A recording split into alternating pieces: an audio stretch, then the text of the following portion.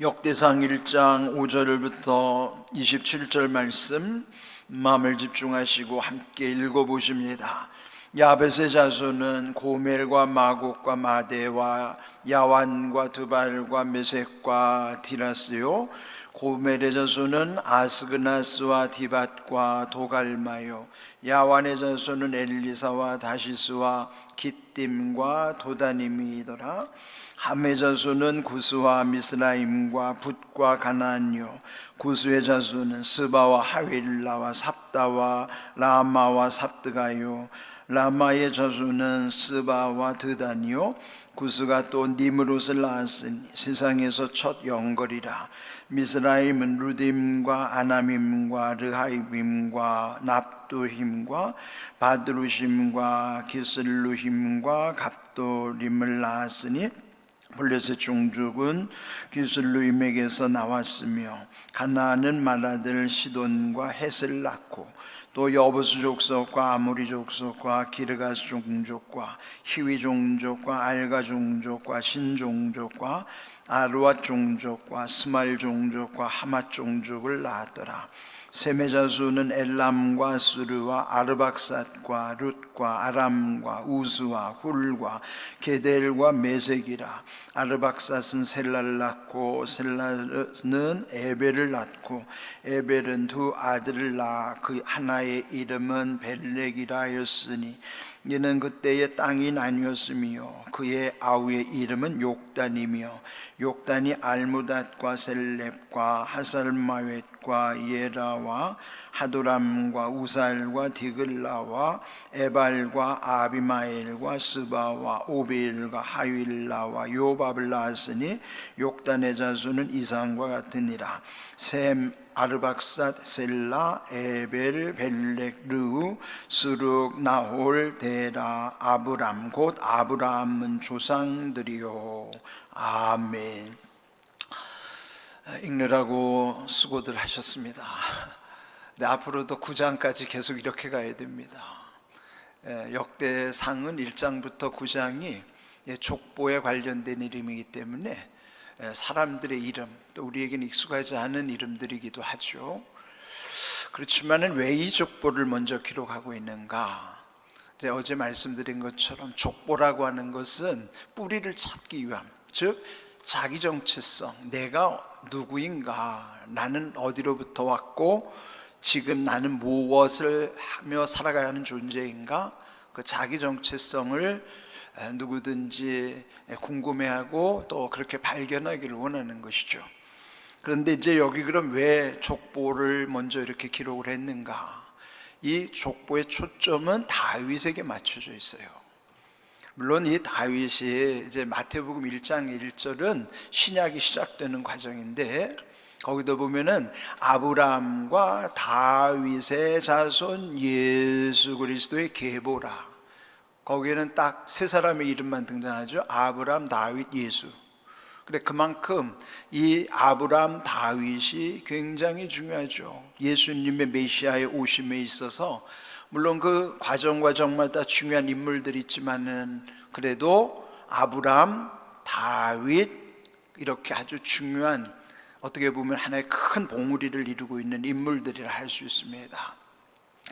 그렇다면은 이제 이 족보가 결국은 이 다윗의 왕조, 그러면은 이 역대기라고 하는 것은 어제 말씀드린 것처럼 그들이 이제 나라가 망하고 바벨론으로 70년 포로 생활을 마친 다음 다시 조국으로 돌아왔을 때 그 폐허가 된 조국 절망 가운데서 다시 일어날 힘을 얻도록 하는 것은 그들의 역사를 다시 새롭게 하는 거예요.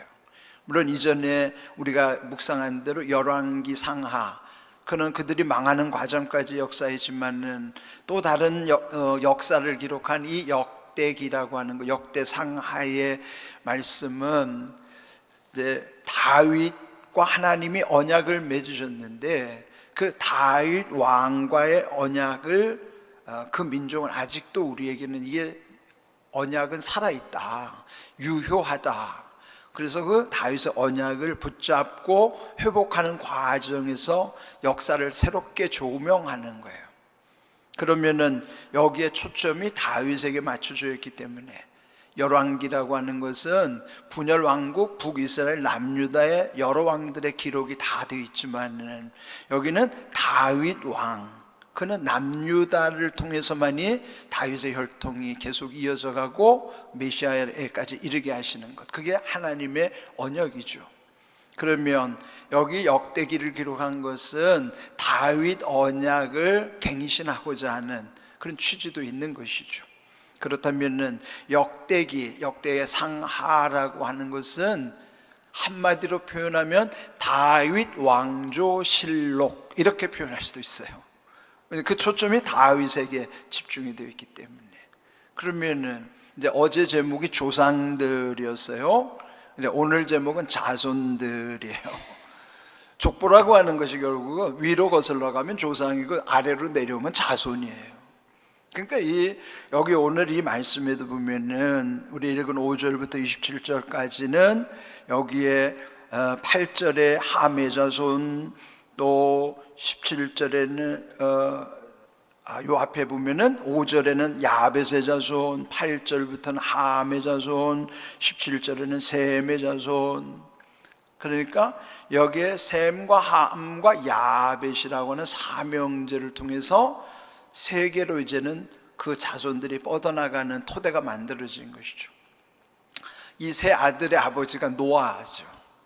노아라는 사람은 그 이전에 너무나 죄악이 관영해서 결국 하나님은 노아로 하여금 방주를 짓게 하시고 노아의 8 식구만 결국 구원받게 되고 전 인류가 멸망을 당하는 거예요. 그리고 노아의 가족 8 식구를 다시 이 땅에서부터 새롭게 시작을 하지만은, 그러나 이 과정 속에서 그 사명제, 이제 장자순으로 하면은 셈과 함과 야벳이지만은 여기는 이제 야벳의 자손이 먼저 나와 있어요. 그렇게 그래서 오늘 제목을 자손들이라 정한 것입니다. 여기 이제 구체적으로 보면 이제 그들의 세 아들이 세계를 이렇게 이제 뻗어나가게 되는 것이죠. 먼저 5절을 보면 야벳의 자손은 고멜, 마곡, 여기 가까운 마곡하고는 상관없는 마곡입니다. 또 마대와 야완과 두발과 메섹과 다리스요. 고멜의 자손은 아스그나스와 디밧과 도갈마요. 야완의 자손은 엘리사와 다시스와 기뎨과 도다님이더라. 근데 여기 보면 익숙한 이름도 있고, 그런데 다시스라고 하는 곳은 우리 이제 니느웨의 성을 멸망시키고자 하나님이 선지자를 보내지만은 그가 피해서 가려고 했던 곳이 다시스라고 하는 곳이라는 걸 아시죠? 그런데 여기 이제 지명이 사람의 이름이 그 땅 이름이 되는 경우도 있어요. 그런데 이제 여기서 여기 야벳의 자손은 그러면은 지금 이해하기 쉽게 어느 대륙을 조상이 되었는가? 네, 지금의 이 야벳은 유럽 중심의, 그러니까 유럽의 조상이 된 거예요. 유럽의 나라의 조상이 됐던 것이죠. 네, 그에 반하여 8절의 함의 자손은 아프리카 쪽의 조상이 되는 거예요. 그리고 17절 셈의 자손은 이 아시아 쪽으로. 그러니까 우리도 보면 이제 셈 계열이라 할 수 있겠죠. 우리가 속해 있는 아시아이기 때문에. 물론 이제 이스라엘도 그 중동이라고 하는 건 중동 가운데 있는 동양이란 뜻이죠. 그러니까 어쨌든 그 이스라엘도 아시아를 포함이 되는 것이죠. 그러니 노아의 세 아들로 하여금 야벳은 유럽의 조상, 함은 아프리카의 조상, 또 이 셈은 아시아의 조상. 근데 이렇게 어떤 큰 민족의 흐름이 이렇게 정해지기 시작하는 것이 여기 이제 성경의 기록입니다. 여기 이제 특별히 8절을 보면 함의 자손 중에는 10절을 구스가 또 니므롯을 낳았으니 세상에서 첫 영걸이며 그랬어요. 근데 여기 이제 사람의 이름만 딱딱 기록을 한 것에 반하여 간단한 설명이 붙는 경우가 있죠. 이와 같이 니므롯을 낳았는데 그는 세상에서 첫 번째 영걸이 되었더라 그랬어요. 그러니까 영걸이라는 뜻은 강력한 권세자라는 뜻입니다. 그 니므롯은 첫 번째 영걸, 강력한 권세자라고 하는 그 힘이라는 것은 하나님과 대항하는 힘이에요. 하나님에 맞서는 힘. 그러니까 이 사람들은 하나님을 믿지 않는 그런 쪽이죠. 또 니므롯은 나중에 바벨론, 지금 이 직전에 바벨론에 의해서 유다가 망했다고 그랬잖아요. 여기 이 니므롯은 또 바벨론 쪽에서 또 정착하게 되는 그런 일들. 또 12절 둘째 줄에 보면은 블레셋 종족도 여기 이 함의 자손에 속해 있다. 그렇게 표현이 되어 있어요. 그러다 그러면은 이 노아의 세 아들 중에서 다윗을 향하여 지금 이 흘러가고 있는 것은, 그러면 다윗은 어느 혈통에 속할까요? 여기에 셈의 후손에 속하는 것입니다. 그래서 여기에 함 앞에서 야벳과 함의 자손에 비하여 셈의 자손들에 대해서는 조금 더 상세하게 표현을 하고 있습니다. 17절 셈의 자손은 엘람과 아수르와 아르박삿과 룻과 아람과 우스와 홀과 게델과 메색이라. 아르박삿은 셀라를 낳고 셀라는 에벨을 낳고 그랬죠. 그러니까 셈의 자손들의 이름을 17절에서 쭉 기록했지만은 그 여러 아들들 중에서 아르박삿을 통해서 이제 다윗의 혈통이 계속 이렇게 이어져 가는 거예요. 그 다음에 아르박삿은 셀라, 셀라는 에벨. 근데 여기 이제 에벨에서 두 아들이 갈리는 게 여기 나와요. 19절 에벨은 두 아들을 낳아서 하나의 이름은 벨렉, 또 하나의 이름은 욕단 그랬어요.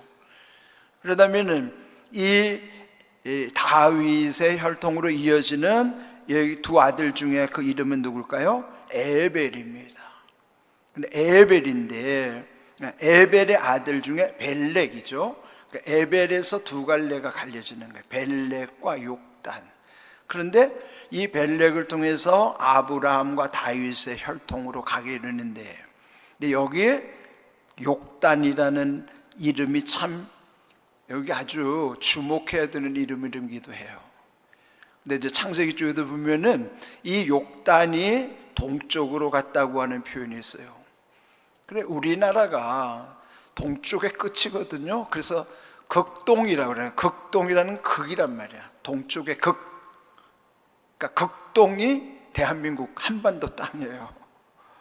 그래서 이게 정설은 아니지만 가설로 지금 우리가 셈의 후예라고 말한다고 하면, 정통 유대인은 이 에벨의 두 집 갈래길에서 벨렉을 통해서 아브라함과 다윗의 혈통으로 이어지고, 또 다른 아들 욕단은 동쪽으로 계속 가면서 이 동쪽의 끝인 이 한반도에 오지 않았을까. 근데 거기에 욕단이라는 의미, 단이라는 게 우리 단군하고도 또 연결을 지어가지고 단군이 욕단의 후예가 아닐까. 이건 정설은 아니에요. 추측하는 거죠. 그런데 우리 고유의 노래가 아리랑이잖아요. 근데 아리랑에 대해서 아직 완벽하게 출처를 밝히지를 못해요.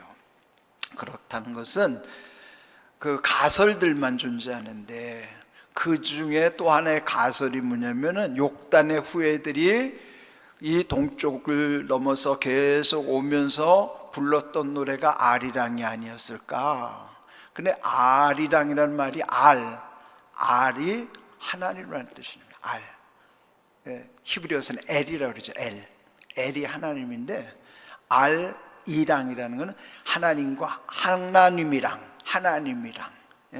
그러니까 하나님과 함께 동쪽으로 오다가 한반도에 이르지 않았을까. 그래서 그 아리랑이라는 노래가 보면요, 우리 민족의 한의 정서도 있지만은 그 가사를 곰곰이 따져보면은 또 어떤 그 속에서의 영성이 느껴지기도 하다고요.